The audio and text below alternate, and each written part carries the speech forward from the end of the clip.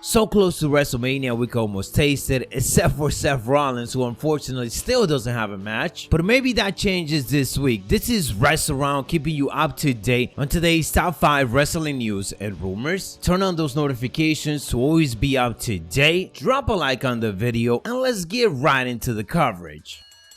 And let's talk the very latest in regards to Cody Rhodes. Things of course been very interesting in regards to him, as we just don't know what his next move is going to be, but all indications so far he will be wrestling at WrestleMania, and that the angle to set that match up could be happening as early as tonight on Monday Night Raw. On Friday, the Wrestling Observer Radio ended up indicating that Cody Rhodes versus Seth Rollins was still listed internally for WrestleMania. Of course, if Cody doesn't sign with WWE, then it means that WWE gonna have to find an opponent for Seth. Maybe they add him in the Universal Championship matchup, Finn Balor versus Damian Priest, but that is if Cody doesn't sign, because according to the most recent report, it does seem like he is headed to the Red brand. As according to Fightful Select, Cody Rhodes has multiple offers on the table from multiple pro wrestling companies, but apparently one AEW EVP do believe that Cody Rhodes is WWE bound and will wrestle Seth Rollins at WrestleMania 38. So this is obviously making tonight's Monday Night Raw extremely interesting. Personally, I do want to see Cody return back to WWE just to see how things turn out, and hopefully it turns out good.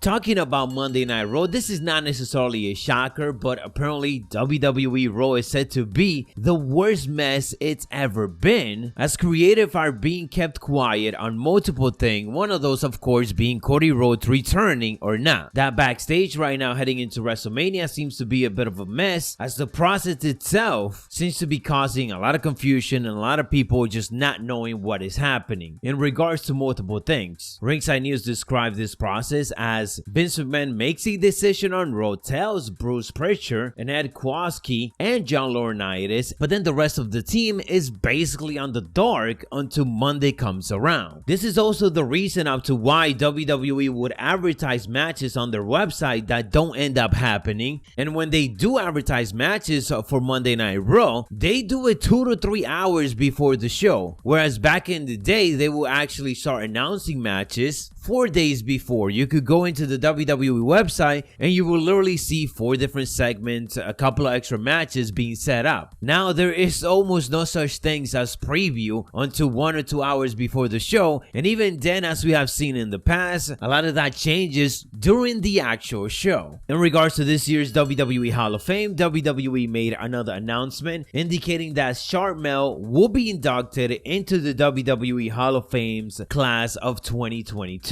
She will of course be inducted on the same night as The Undertaker and Vader, alongside other legends that WWE will be announcing within the next couple of weeks. Other names rumored for this year are Sid and the Steiner brothers, assuming that of course Scott Steiner accepts that induction. He has said it in the past multiple times that he doesn't want anything to do with it, but of course never say never. WWE has been known to make deals and bring back legends that we thought would never return. We got another title match being confirmed for this year's WrestleMania, and that is that the Usos will be defending the SmackDown Tag Team titles against Shinsuke Nakamura and Rick Boogs. WWE finally made it official, even though we knew that was where they were headed, especially after Friday Night SmackDown. Talking about SmackDown, new reports from Fightful Select indicate that Kevin Owens was listed to be part of the show to do an in-ring promo about Stone Cold Steve Austin accepting his challenge to be part of the KO show at Mania. But according to reports on those last minute, WWE removed the promo. Maybe because they remember that Kevin Owens is on Raw and not on SmackDown? Although I highly doubt that they care about that heading into WrestleMania. Last report we are talking about, it's in regards to AJ Styles, as well as speaking on Talking Shop. Carl Anderson and Luke Gallows talked about the promo where AJ Styles said beat up John Cena, and how ultimately Vince McMahon banned them and AJ Styles from saying that line again. This line was obviously extremely over for a couple of promos that the club ended up doing. It got a massive pop, people were chanting it back and forth, and of course social media went crazy. Carl Anderson then explained why they stopped saying it, even though they could have used it more to catch more fire with it. He stated, "I don't know how long we said it or if it was just that week. It got hot. I immediately went home and printed beat up John Cena shirts and brought them to the house show loop. We were going to sneak them into Monday Night Raw, but Vince McMahon called AJ Styles and told him," somebody called AJ Styles, I feel like it was Vince McMahon, and told him we were never allowed to say beat up John Cena again. End quote. The way I hear it is that this is probably one of those things where the crowd was so into it that Vince McMahon didn't want that to be attached to John Cena, even after he wasn't even feuding with AJ Styles anymore. Let me know you guys' thoughts down in the comments